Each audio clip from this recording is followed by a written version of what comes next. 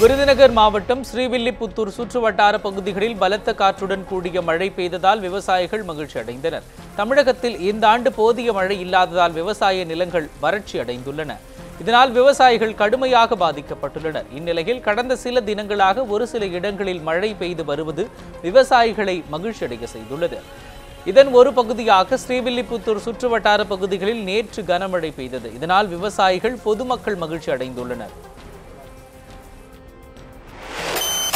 இதேபோன்று திருச்சுழி மற்றும் அதன் சுற்றுவட்டார பகுதிகளில் கனமழை பெய்தது. திருச்சுழி, அருப்புக்கோட்டை, காரியாபட்டி சுற்றுவட்டார பகுதிகளில் கடந்த சில வருடங்களாக மழையின்றி நிலத்தடி நீர் குறைந்துள்ளது. இந்நிலையில் திருச்சுழி சுற்றுவட்டார பகுதிகளில் சுமார் 1 மணி நேரத்திற்கு மேலாக கனமழை பெய்ததால் மழை நீர் சாக்கடை நீருடன் கலந்து சாலைகளில் ஓடியது. இதனால் மக்கள் அவதியடைந்தனர். இதனையடுத்து சாக்கடை கால்வாய்கள், ஆறுகள், ஏரி, குளங்கள் உள்ளிட்டவற்றை தூர்வார வேண்டும் என பொதுமக்கள் கோரிக்கை விடுத்தனர்.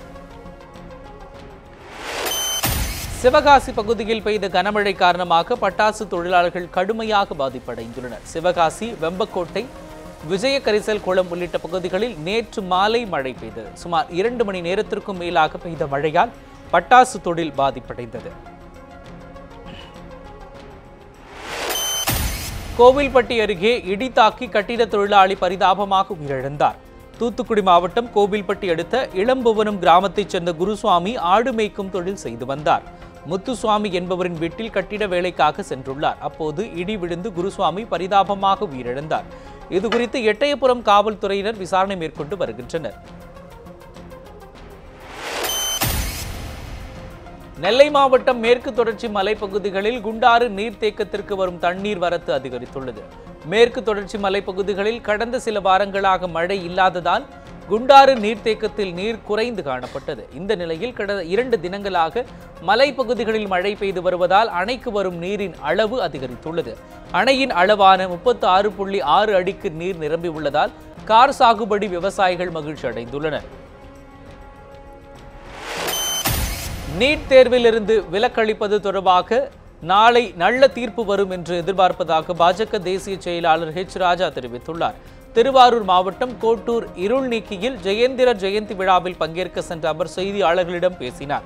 அப்போது தமிழகத்தில் இந்து கோவில்களின் சொத்துக்கள் பாதுகாக்கப்பட வேண்டும் என கூறினார். 3 மாதங்களுக்குள் தமிழக அரசு வெள்ளை அறிக்கை வெளியிட வேண்டும் என வலியுறுத்தினார். நீட் தேர்வில் கடந்த ஆண்டு உச்சநீதிமன்றம் கொடுத்த காலக்கெடு முடிந்துவிட்டதாக கூறிய அவர் இந்த ஆண்டு நீட் தேர்விலிருந்து விலக்கு கோர முடியாது என தெரிவித்தார். கோவில் ட்ரஸ்டிகளுக்கு கூட அந்த சொத்தை ஏலினேட் பண்றதுக்கு ரைட்டு கிடையாது. It is illegal. யாருக்காவது ஆலயத்தில் அவங்க கோவில் நாங்கள் ட்ரஸ்டில் தீர்மானம் போட்டோம் சொன்னா இட்ஸ் நல் அண்ட் வாய்ட். அது எல்லா சொத்துக்களும் திரும்ப கோவிலுக்கு வரணும். அதற்கான நடவடிக்கை தமிழக அரசாங்கம் 3 மாதத்திற்குள் இந்து கோவில்கள் ஆக்கிரமிக்கப்பட்ட சொத்துக்கள் வாபஸ் பண்ணணும். அதுக்கான துரித நடவடிக்கை எடுக்கணும். கடலூர், நாகை மாவட்டங்களில் பெட்ரோகெமிக்கல் திட்டம் அமைத்தால் முற்றிலும் விவசாய நிலங்கள் பாழ்படும் என்று விடுதலை சிறுத்தைகள் கட்சி தலைவர் திருமாவளவன் தெரிவித்துள்ளார். இது தொடர்பாக நாகை மாவட்டம் திருவெண்காடு அருகே உள்ள சின்ன பெருந்தோட்டத்தில் விழிப்புணர்வு கூட்டம் நடைபெற்றது. இதில் கலந்து கொண்ட திருமாவளவன் இத்திட்டம் அமைந்தால் சீர்காழி, தரங்கம்பாடி சுற்றுவட்டார பகுதிகளில் விவசாயிகளும் விவசாயமும் பாதிக்கப்படும் என்றார். பின்னர் செய்தியாளர்களிடம் பேசிய அவர் இதனை எதிர்த்து ஒத்த கருத்துடைய தோழமை கட்சிகளுடன் இணைந்து பெரிய அளவில் போராட்டம் நடத்தப்படும் என்றார். இத்திட்டத்தை மத்திய அரசு கைவிட வேண்டும் எனவும் அவர் வலியுறுத்தினார். செப்டம்பர் 17 தந்தை பெரியார் பிறந்த நாளில் மாநில சுயாட்சி மாநாடு நடத்த அறிவிப்பு செய்திருக்கிறோம்.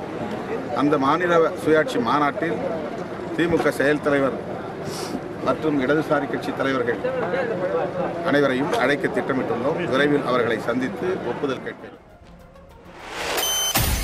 இம்மாதம் வரவுள்ள சுதந்திர தினத்தன்று கச்சத்தீவில் மூவர்ண கொடியை ஏற்ற மத்திய மாநில அரசுகள் நடவடிக்கை எடுக்க வேண்டும் என இந்து மக்கள் கட்சி வலியுறுத்தியுள்ளது.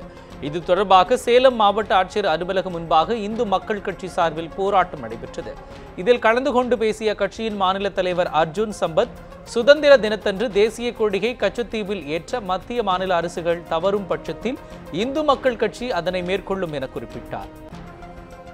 அரசாங்கத்தின் சார்பிலே அங்கே தேசிய கொடி ஏற்றப்படவில்லை என்று சொன்னால் எங்களுடைய இந்து மக்கள் கட்சியின் சார்பிலே, இளைஞரணி சார்பிலே கச்சத்தீவிலே சென்று தேசிய கொடி ஏற்றுகின்ற முயற்சியை நாங்கள் செய்வோம் என்பதை தெரிவித்துக் கொள்கிறோம். கச்சத்தீவிலே தேசிய கொடி ஏற்ற வேண்டும் என்பதற்காக சேலம் மாவட்ட ஆட்சித்தலைவர் வழியாக ராமநாதபுரம் மாவட்ட ஆட்சித்தலைவருக்கு நாங்கள் இந்த தேசிய கொடியை தபால் மூலமாக அனுப்பி வைக்க இருக்கிறோம் என்பதை தெரிவித்துக் கொள்கிறேன். மாமல்லபுரம் அடுத்த பட்டிப்புலம் அருகே நடுக்கடலில் நிகழ்ந்த படுகொலை சம்பவத்தில் குற்றம் சாட்டப்பட்டவர்களுக்கு இரட்டை ஆயுள் தண்டனை விதித்து செங்கல்பட்டு கூடுதல் அமர்வு நீதிமன்றம் உத்தரவிட்டுள்ளது. கடந்த 2009ஆம் ஆண்டு மாமல்லபுரத்தில் நடுக்கடலில் படகில் மீன்பிடித்துக் கொண்டிருந்த போது ஏற்பட்ட தகராறில் பாஸ்கர் என்பவர் படுகொலை செய்யப்பட்டார். இந்த வழக்கில் குற்றம் சாட்டப்பட்ட வடிவேல், மேகநாதன், கிருஷ்ணன், குப்பன் ஆகிய 4 பேருக்கும் இரட்டை ஆயுள் தண்டனை விதிக்கப்பட்டுள்ளது. மேலும் 4 பேரும் தலா 12,000 ரூபாய் அபராதம் செலுத்த வேண்டும் என நீதிமன்றம் உத்தரவிட்டுள்ளது. இந்த வழக்கில் தொடர்புடைய ரமேஷ், மோகன் ஆகிய இருவருக்கும் ஆயுள் தண்டனையும் 7,000 ரூபாய் அபராதமும் விதிக்கப்பட்டுள்ளது. முன்னாள் முதல்வர் OPS குடிநீர் கிணற்றை தானமாக தருவதாக கூறி ஏமாற்றிவிட்டதாக லட்சுமிபுரம் கிராம மக்கள் தெரிவித்துள்ளனர். OPSற்கு சொந்தமான பகுதியில் ராட்சத கிணறு அமைத்ததால் லட்சுமிபுரம் சுற்றுவட்டார பகுதிகளில் குடிநீர் தட்டுப்பாடு ஏற்பட்டதாக புகார் எழுந்தது. இதனை கண்டித்து லட்சுமிபுரம் மக்கள் போராட்டங்களில் ஈடுபட்டு வருகின்றனர். நேற்று தேனி செல்லும் சாலையில் சுமார் 3000த்திற்கும் மேற்பட்டோர் பங்கேற்ற மனித சங்கிலி போராட்டம் நடைபெற்றது. இதில் கிராம மக்கள், பள்ளி மாணவர்கள் கலந்து கொண்டனர். இந்த நிலையில் 18 பட்டி கிராம விவசாயிகள் இன்று ஆலோசனை கூட்டம் நடத்த உள்ளனர். அந்த விவசாயிகள் போராட்டம் தொடர்ச்சியாக நடக்கும். இந்த கிணறினால் தான் விவசாயிகள் பிரச்சனையும் வந்தது. ஆனால் தொடர்ச்சியாக OPSக்கு ராட்சத கிணறு வைத்து போராட்டங்கள் நடந்து கொண்டே இருக்கும். அரசு அறிவித்த ஊதியத்தை தமிழ்நாடு அரசு தேயிலை தோட்ட நிறுவனமான டான் டீ தொழிலாளர்களுக்கு வழங்காததற்கு அதிருப்தி எழுந்துள்ளது. நீலகிரி மற்றும் வால்பாறை பகுதிகளில் உள்ள தமிழ்நாடு அரசு தேயிலை தோட்ட நிறுவனமான டான் டீ இதில் 15,000த்திற்கும் அதிகமான தொழிலாளர்கள் பணிபுரிந்து வருகின்றனர். இவர்களுக்கு தினக்கூலியாக 230 ரூபாய் வழங்கப்படுகின்றது. இந்த நிலையில் தினக்கூலியை 350 ரூபாயாக உயர்த்தி வழங்க கோரி பல்வேறுபட்ட போராட்டத்தில் தொழிலாளர்கள் ஈடுபட்டனர். இதனையடுத்து டான் டீ தொழிலாளர்களுக்கு தினக்கூலியாக 286 ரூபாய் வழங்க வேண்டும் என சட்டப்பேரவையில் கடந்த மே மாதம் அறிவிக்கப்பட்டது. இந்த நிலையில் அரசு அறிவித்த ஊதியத்தை வழங்காமல் நிர்வாகம் காலம் தாழ்த்தி வருவதாக தொழிற்சங்கங்கள் குற்றம் சாட்டியுள்ளன. புதிய சம்பள தொகையை வழங்காவிட்டால் தொழிற்சங்கங்களுடன் இணைந்து தொழிலாளர்கள் போராட்டத்தில் ஈடுபட போவதாக எச்சரித்துள்ளனர். பரங்கிப்பேட்டையில் மாணவிகளிடம் தவறாக பேசிய ஆசிரியரை பொதுமக்கள் தாக்கி போராட்டத்தில் ஈடுபட்டதால் பரபரப்பு ஏற்பட்டது.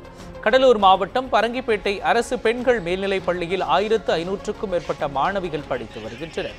இப்பள்ளி வேதியியல் ஆசிரியர் விமல்ராம் மாணவிகளிடம் தவறாக பேசியதாக கூறப்படுகிறது. இதனையடுத்து பெற்றோர்கள், கிராம மக்கள் ஆகியோருடன் மாணவிகள் தலைமை ஆசிரியரிடம் முறையிட்டனர். தகவல் அறிந்து சம்பவ இடத்திற்கு வந்த போலீசார் விசாரணை மேற்கொண்டனர். இதனையடுத்து குற்றம் சாட்டப்பட்ட ஆசிரியரை போலீசார் காவல் நிலையத்திற்கு அழைத்து சென்றனர். அப்போது ஆசிரியரை இளைஞர்கள் தாக்கியதால் பரபரப்பு ஏற்பட்டது. இதுகுறித்து போலீசார் விசாரணை மேற்கொண்டு வருகின்றனர். குடும்ப கட்டுப்பாடு சிகிச்சைக்காக அரசு மருத்துவமனையில் அனுமதிக்கப்பட்ட பெண் உயிரிழந்ததால் உறவினர்கள் மருத்துவமனையை முற்றுகையிட்டு சாலை மறியலில் ஈடுபட்டனர். கிருஷ்ணகிரி மாவட்டம் சூளகிரி பகுதியைச் சேர்ந்தவர் சிவலிங்கம். இவரது மனைவி ஜெயசுதா குடும்ப கட்டுப்பாடு சிகிச்சைக்காக சூளகிரி அரசு மருத்துவமனையில் அனுமதிக்கப்பட்டார். அவரை பரிசோதித்த மருத்துவர்கள் உடலில் போதிய ரத்தம் இல்லை என கூறி கிருஷ்ணகிரி மருத்துவமனைக்கு அனுப்பியுள்ளனர். அங்கிருந்து தர்மபுரி அரசு மருத்துவமனைக்கு கொண்டு செல்லப்பட்ட ஜெயசுதா திடீரென நேற்று மாலை உயிரிழந்தார். இதனால் ஆத்திரமடைந்த உறவினர்கள் ஜெயசுதாவின் உடலை வாங்க மறுத்து மருத்துவமனை முன்பு சாலை மறியலில் ஈடுபட்டதால் பரபரப்பு ஏற்பட்டது. போலீசார் சமாதான பேச்சுவார்த்தை நடத்தியதால் போராட்டம் கைவிடப்பட்டது. இத்துடன் வைகரை எக்ஸ்பிரஸ் செய்திகள் நிறைவு பெறுகின்றன. அண்மை செய்திகளுக்கு தொடர்ந்து பாருங்கள் News 7 தமிழை.